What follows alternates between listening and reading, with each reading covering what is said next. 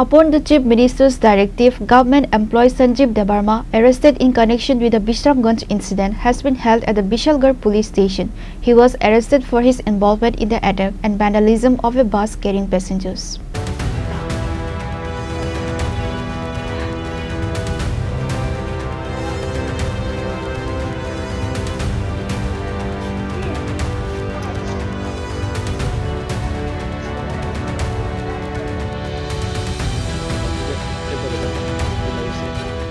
Recently, an untoward incident occurred at Bishramganj motor stand in Sipaijala district. The public outrage attacked a bus with passengers at the Bishramganj stand, triggered by an incident of a female Tripura passenger being molested on a moving bus. The bus was vandalized. In the course of the investigation, the crime branch had previously arrested and presented in a court a person accused of molesting the female passenger. This time, an accused involved in the attack on the passenger bus has been arrested. The arrested accused's name is Sanjeev Debarma. He is a government employee by profession.